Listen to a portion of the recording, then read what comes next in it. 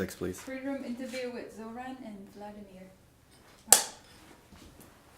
Hi, welcome, Zoran and Vladimir, and showed your film, along the roadside here. Is this the premiere of your film here at Mill Valley Film Festival, or? It is the North American premiere. We've had our domestic premiere at the 41st Belgrade International Film Festival back in February, because our film is a Serbia-US co-production. Mm-hmm. So it's a domestic premiere / world premiere at Belgrade, and this is officially a North American premiere here at Mill Valley 36. Great, congratulations. Thank you. It's a wonderful festival. Do you want to tell me a little bit about, what inspired you, to make this film, the subject matter? Well, we're Serbian by descent, and we grew up in Serbia. I moved here about 8.5 years ago. Vladimir a little longer than that. He went to school here. I went to film school in Serbia. And we asked what inspired me to first write it. I got here, got a job at a hotel. I wrote the script behind the front desk. And I'm just fascinated with diversity that California has. I mean, especially the hotspot of a tourist spot I worked at, Holiday Inn in Santa Monica. And just you get to see people from all over the world of different colors, shapes, sounds, and I love the idea of people getting along despite their differences. And somehow that creeped into the theme of let's have a colorblind girl from Germany get on this road trip with a black dude from Oakland, and just kind of examine all the, racial discrimination and, that can happen along the way, meeting all these different people from pretty much all over the place, and all in hopes of getting an idea out that, trying to see the world differently. Right. And as far as, I think when you talked about your film, you talked about, the way it would, kind of give a different light, a different point of view to people from, that you grew up with, that, Different, yeah, just that whole idea that, if we could just see the things differently, in all shades of gray, in a way, it might be a less hostile world. And, that's something that I don't think I'll ever give up on in terms of drumming up to that idea. Right. I think it has to reach as far as possible in terms of world. For as far as we are able. And you want to talk a little bit about the casting, because I thought there was a really interesting collection of actors and characters, and There is. Very eclectic in terms of, we have in the movie Michael Madsen plays one of the parts who, you've seen him in mainstream Hollywood movies. Then we have an actor who is a renowned star in our home country, Serbia. We've flown him in. He was in a movie that won Palme d'Or in '95, I think, Underground. He's the lead there. And then we had also an actress from Germany we flew in. She's a theater actress. And then we had a bunch of YouTube stars, YouTube actors who over the years have done all this, I say now it's, they made their carving into the digital stone because, it's for the descendants to interpret. They really have embraced this new technology medium and really proved themselves to be tremendous actors and really professional on set.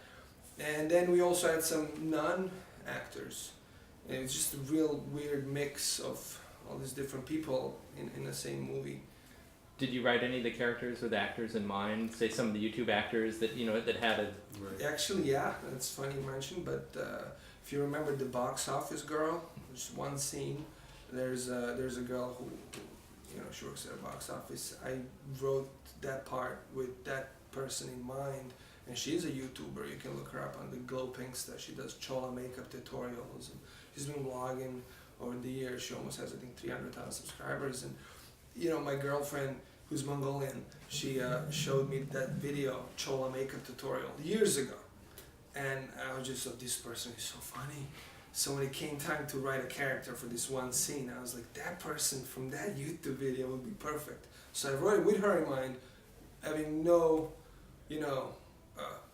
knowing really whether or not we'll be able to contact her, get her, will be she into it. but it actually worked out. We hit her up on Twitter, and she was like, "Yes, send me the script," you know, and actually she ended up in the movie. Yeah, that's, you know. She's one person I had a part in mind, and the Serbian character, the truck driver, whose dialogue is subtitled, although he speaks in English. You know. You know, I was kind of curious because you know the film started basically in the streets of Oakland and then ended up, you know, in a campground, you know, and the forest, and that's a real interesting, you know, trail from, you know, beginning to end. Do you want to talk about that? Yeah, you know, I had, you know, you have this grand conceptions when you start the movie in pre-production and when you're still playing with the script.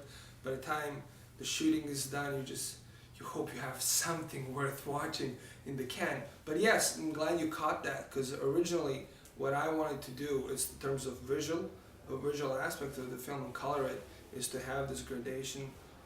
Like, let's open up with gray. Let's not have any green for the first half of the film. The entire first act, let's just play with the urban landscape. And then later, when in the middle of the film, when they're crossing the desert, like what does desert mean in terms of solitude and kind of this, you know, purgatory in a way, kind of in between land, and then let's end it in this explosion of green and nature and kind of, you know, things coming out of buds and show just the whole life. And that was the idea. Let's have that, and it actually, I'm impressed. I think we still have it. You can totally get that as you did in the film. Yeah. But it was definitely something that was prevalent It was from the in beginning. mind. It was in mind. I never thought anyone would ever pick up on it. Just like the costume that the girl wears at the end. She has the exact costume that the character of Gelsomina from Fellini's La Strada wears. Even the hat has the same cut out. So, you know, but it's one of those things, you do it because, you know, you want to do it, and then you just, oh wow, you picked It's up like on that. the top down in the car, you know, when a character we start the film with the top being up, and he's kind of being shelled in this car, and It's a black top and the car is white. and as we progress the story, as the story moves forward, top is down, and it's kind of opened up to the world, open up to different points of views and influences of people along the way. So, is there any last thing that you want to say that I haven't asked? Soundtrack. I think soundtrack is a big part of this film, this story. right. It's a bit of a Greek chorus, the way I like to say it, the way it's used in the story. It's original soundtrack, and it addresses both the characters and the audience alike in terms of revealing the story and the inner life of the characters and their thoughts. So it gradually, actually, it is a third character in a way. And actually, our composer has a concert in about an hour from now. Great, yeah. I mean, much in the way Harold and Maude, the soundtrack is a third character, you know. So Yes. You heard that. Yeah. You did a cover on that last On week. The Wind, Cat Stevens is The Wind. Yeah. We just did a vlog on that song. Yeah. So, well, anyways, I think we're gonna wrap it up here. We got a couple of people. to Excellent, interview, thank you. But thank you for coming by and Thank you. talking to us. I really enjoyed your film. You guys should Thank you, guys. check it out when you get a chance. Thank you. Will do. I don't know, is it showing again? Yeah. Yes, it's Okay. showing tomorrow night at the Sequoia, Okay. Monday night, 9 Okay. p.m. So it's almost at rush, but Yeah. there's still some Okay. seats available, so whoever. Do you guys That's the have time, go check it out. cards or a website where we can go and look? You can go to metakwon.com, METAKWON, metakwon.com, that's our website. You can go to Facebook page, just look up Along the Roadside, A YouTuber trailer. certainly YouTube, Along the Roadside trailer, or Cole Bonner is the composer, and you can just check out music videos and all of that. And Twitter handle is just @metakwon, or our names, and you can connect Great. via social media at any time. Thanks, guys. Thank you.